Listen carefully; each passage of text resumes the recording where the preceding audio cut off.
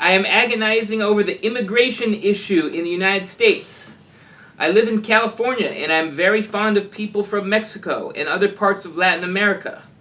I understand the need for border security, but it truly bothers me to see families torn by deportation. What is the Catholic position on this issue, and what are your thoughts as well? Well, first, when you say what is the Catholic position, that could mean almost anything. The view of my Archbishop, of the National Conference of Catholic Bishops, of the Mexican bishops. Papal encyclicals? Papal encyclicals. I think you'll find that two things emerge from the papal encyclicals anyway. One is that people do have a right to emigrate to have a better life for themselves, but two is that nations have a right to protect themselves. Okay. Now, those are seemingly contradictory, but I think what's obvious is what's being called for is prudential judgments. Right. In other words, if I were to say, what is the Catholic view of how much you should drink at dinner? Well, there isn't one in that sense. You should be prudent, you know. I see. But one person, one drink of wine, and, you know, he's off with Bill Wilson. Another person, drink you all under the table and they still won't notice it. So what's the church teach about that? Well, don't be idiotic. Don't use booze to justify your sins. I mean, there are things like that. Yeah. But in terms of how you're going to apply that to this case, in front of you, like this dinner in this case, we'll see. Now, personally, I reject the immigration debate. You can't do... No, you have to take a side. No, I don't, because both sides are lying, and I don't believe either of them. They leave out a lot. Okay, what do they leave out? Well, I mean, the pro-immigration people, or rather the anti-immigration people, will not talk about, well, neither will the pros, so nobody's going to talk about the elephant in the room, which is that immigration, A, occurs because it's profitable, and B, it's profitable because the native-born population is dying. Why won't people talk about that? Because that would imply that contraception and or abortion are putting us in this position, and that we're wrong. Ah. And we're good little Americans, so we can't be wrong because we're good. Didn't we have Flag Day yesterday as proof of that? Yeah. Yeah. So that's the first thing. As long as nobody is willing to talk about the demographic implosion in this country, they're lying. So there's no point engaging. That's the first point. Secondly, as far as the wall goes, I think we should buy the wall from Mexico they built with Guatemala to keep the Central American immigrants out. I love that point. Well, that they did it to Guatemala. Yeah, they did it to Guatemala, and they treat the Central American refugees like garbage.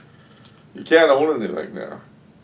Wow. I mean, if President Trump were truly snide, he would say that we're going to adopt Mexico's immigration laws. And if Mexico wants us to loosen up, they do it first. Because, I mean, their laws are far more draconian than ours. Yeah, I've never even heard one conservative political pundit say that before. Nobody's going to say it. Nobody's, and of course, as far as the bishops and and all that go regarding immigration, I would feel a lot better about their stand and about paying attention to them in this area if A, they pointed out the demographic problem and that it's a direct result of contraception. And that Pope Paul VI knew what he was doing with Humanae Vitae. But see, they can't say it because 3/4 of their predecessors in '68 refused to go along with it. So they have problems. When you've got an inheritance of garbage from the past, you have to decide, do I admit publicly this is garbage or pretend that it was all right? To pretend that it's all right is the more natural human response. The second problem is that when the Latinos come up here, they tend to become Protestant because we don't evangelize them, our catechetics stink, the liturgical life we produce for them is infantile. The only consolation is that we treat our native-born Latinos as badly as we do the foreigners. So why aren't you anti-immigration? Why just for the immigrants' sake? Stay in Mexico. Stay Catholic. Because somebody's got to do what they're going to do, what they do. Yeah.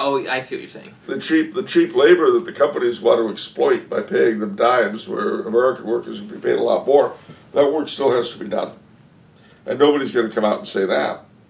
Well, I thought there were all these factories on the Mexican side of the border that do that cheap labor. Well, there are, but I'm talking about stuff that good Americans need done, like their lawns mowed and their babies watched.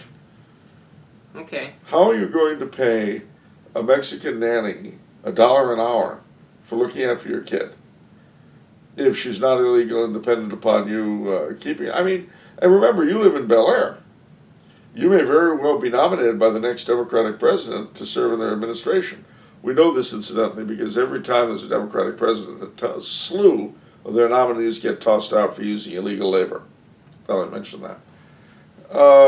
Yeah, and of course they care about the illegals a lot, exploiting them. But the Republicans are no better. I mean, the Republican, the plutocrats that back up so much of the party use this labor. And nobody's going to talk about that. Another area nobody wants to talk about is the terrible damage that has been done to Mexican, Central American, and Latin American culture by the immigrants' contact with this moral leper colony we have created up here.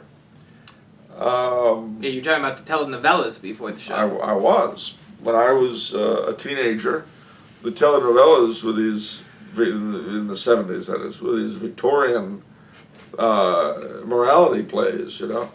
And now they've turned to the same kind of porn that we use on cable. They're horrible. Absolutely horrible. Birth control and abortion and gay marriage and all that is being pushed down there. And don't get me started on the damage done to the family by the number of fathers that come up here to work, leaving families behind. Nobody's going to talk about this. Certainly not the governments of the countries involved, because they're relieving themselves of excess population that otherwise they might have to think about building a decent economy to deal with. See, everybody's a liar. Yeah. Everybody's a liar. The Mexicans will complain about, the Mexican government complains about our immigration laws when theirs are so draconian, as I've said. I mean, it's all... Yeah. So, I am not torn up about the immigration question, because I know the problem is not the immigrants, nor is it the people who oppose them in everyday life. When your birth rate is gone, the foreigner who does reproduce becomes an inherent opponent, and you become horrified by him in a visceral way. How do I know this? Happened to the French Canadians. When the Quiet Revolution occurred, our birth rate, which had been one of the highest in the world, dropped down to one of the lowest. And the Anglo, from being someone who could be assimilated, which is why to this day you'll see French Canadians with weird names like Janson and Rion and MacDonald, which are pronounced in English as Johnson, Ryan, and McDonald. Ah. You can't speak a word of English. Because back in the day, when the French Canadians knew how to breed, people forget, you know. It's hard. But back when they still knew how, these people weren't a threat. I mean, don't get me wrong, there was a great deal of friction. Yeah. But it was for political, cultural, religious reasons. It wasn't this visceral hatred that comes when you're dealing with the people who you know are going to replace you. Yeah. And that is the problem. That is why the American Anglo has become so embittered toward the Latino. But it's on a deep psychological level, and nobody will address it. He himself can't, because he's bought into it.